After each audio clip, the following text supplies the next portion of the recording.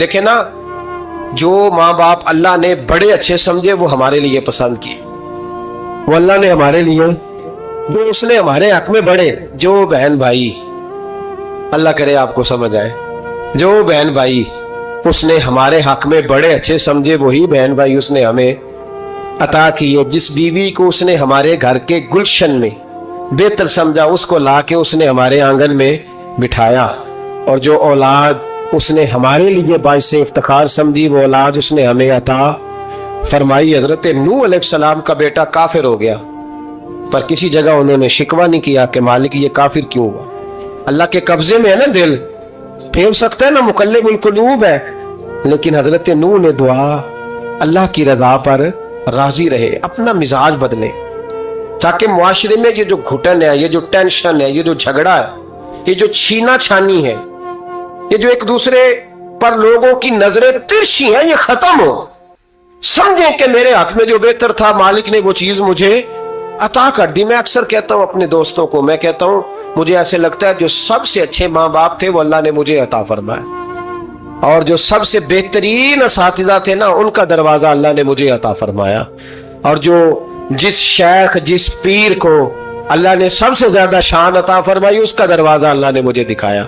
اس کے بعد اتنے تابع دار شاگرد میں نے کسی کے نہیں دیکھے جتنے مجھے ملے، اور اتنے وفادار پیر بھائی اور مرید میں نے کسی کے نہیں دیکھے جتنے مجھے ملے۔ میں اس بات پر، اور میں بات اس لیے نہیں کر رہا، میں آپ کو دل کی گہرائی سے بات بتا رہا ہوں کہ یہ عنوان زندگی ہے، یہ روح زندگی ہے۔ میں کبھی کبھی بڑے ناز کے ساتھ سجدہ شکر ادا کرتا ہوں کہ بہت بڑا خوش نصیب شخص ہو۔ اب یہ بات صرف سوچنے کی ہے، 100 لوگوں میں سے اگر ان 2 پہ ہی بندہ غور کرے جو نافرمان ہے تو پھر زندگی آگے چل سکتی؟ تو 98 پر غور کیوں نہیں کرتا؟ تو 98 پر غور کیوں نہیں کرتا؟ اگر کسی شخص کے ساتھ تیرے 20 سال گزرے اور تو صرف اس ایک دن کو یاد رکھے جس دن میں اس نے تکلیف دی تھی تو پھر یہ تیری زیادتی ہے۔ تو باقی ان دنوں کو کیوں نہیں یاد رکھتا جن دنوں میں اس کے تیرے ساتھ محبت والا معاملہ فرمایا، خدمت والا، راضی بالرضا کا مزاج بنائے۔ یہ مسلمان کے ایمان کا حسن ہے، یہ مسلمان کے کردار کا کمال ہے، یہ مسلمان کی سوچ کا بلند معیار ہے، یہ مسلمان کا اعلیٰ مقام ہے۔ حضرت عبداللہ ابن عمر کا بیٹا بیمار ہو گیا، بڑے پیارے ہوتے ہیں نا بیٹے، آپ بڑے پریشان تھے، شدید پریشان۔ صحابہ کہتے ہیں ہم نے آپ کو بڑی تکلیف میں دیکھا، کبھی اس حکیم کے پاس، کبھی اس حکیم کے پاس، کبھی اس جگہ، کبھی اس جگہ۔ کچھ دنوں کے بعد بیٹا انتقال کر گیا، لیکن کہتے ہیں جب ہم تعزیت کے لیے گئے تو ہم نے ان کے چہرے پر بہت ساری سکون کو، بہت ساری راحت کو دیکھا۔ بیٹا انتقال کر گیا، جب وہ بیمار تھا تو پریشان تھے، اب جب انتقال کر گیا تو سکون میں۔ تو کہتے ہیں ہم نے ان سے سوال کیا کہ حضور اس وقت آپ پریشان تھے، انتقال کے بعد تو لوگ زیادہ پریشان ہوتے ہیں، اب آپ سکون میں ہیں۔ تو آپ فرمانے لگے جب تک میری ڈیوٹی تھی میں پریشان تھا، خدمت کر رہا تھا، نوکری کر رہا تھا، اب میں اسے اس کے پاس چھوڑ آیا ہوں جو مجھ سے بہت زیادہ اس کا خیال رکھنے والا ہے، جو مجھ سے کئی ہزار گنا بڑھ کے اس پر توجہ کرنے والا ہے۔ اب مجھے پریشانی، اب میرا کریم مجھ سے کہیں بڑھ کر اس کا خیال رکھے گا، اسے سکون دے گا، اسے راحت دے گا، اور میں اپنے رب کے فیصلے پر بڑا راضی ہوں۔ اس نے جو بہتر سمجھا اس نے میرے حق میں وہ فیصلہ۔ حضرت ابن وقاص رضی اللہ تعالیٰ عنہ بڑے مستجاب الدعوات بزرگ تھے، مستجاب الدعوات۔ حضرت عبداللہ بن صائب رضی اللہ تعالیٰ عنہ فرماتے ہیں میں حج کرنے گیا تو میں طواف وداع کرنے گیا، حج کا آخری رکن ہوتا ہے، پس آتا ہے نا آفاقی حاجی تو طواف وداع کرتا ہے۔ کہتے ہیں جب میں طواف وداع کرنے گیا تو طواف وداع کے موقع پر میں نے دیکھا کہ جتنا رش حجر اسود کے پاس ہے اتنا ہی حضرت ابن وقاص کے پاس بھی ہے۔ شاید سمجھ نہیں آئی آپ کو میری بات۔ حجر اسود کے پاس بہت بڑا رش ہوتا ہے، ہر آدمی کی خواہش ہوتی ہے بوسہ لینے، تو جتنے لوگ وہاں کھڑے تھے اتنے ہی لوگ حضرت سیدنا ابن وقاص رضی اللہ تعالیٰ عنہ کے پاس بھی کھڑے تھے۔ تو کہتے میں مجھے تعجب ہوا، عبداللہ بن صائب کہتے میں بھی ان کے پاس جا کے بیٹھ گیا تو میں نے دیکھا کہ وہ نابینا ہے، آنکھوں سے نظر نہیں آتا، لوگ ان کے پاس دعائیں کرانے آ رہے ہیں، और फरमाते मैंने अजीब हाल देखा, बीमार तरीन शख्स उनके सामने आके बैठा, हुजूर मेरे लिए दुआ कर दे।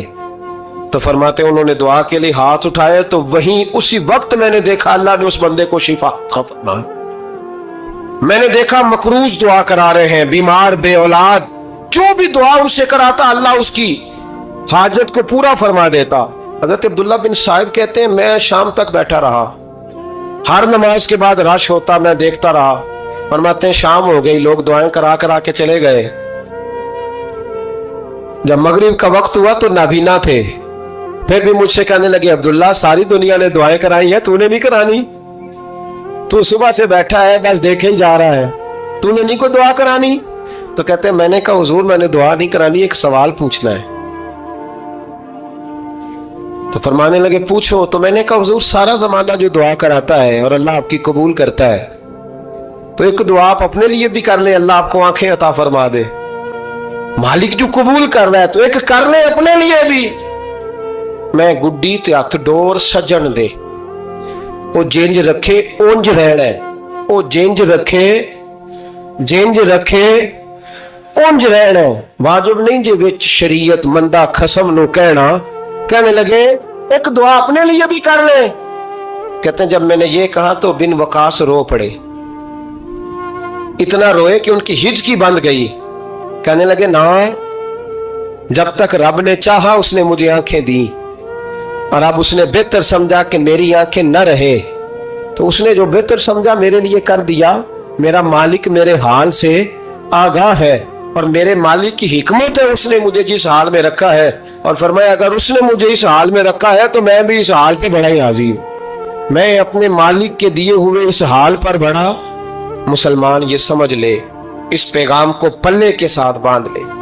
अगर इसने जल्दबाजी दिखानी है, अगर इसने बेराह रवी करनी है, अगर इसने अल्लाह तबारक व तआला के फैसलों में मुदाखलत करनी है, फिर ये तो मुमकिन ही नहीं।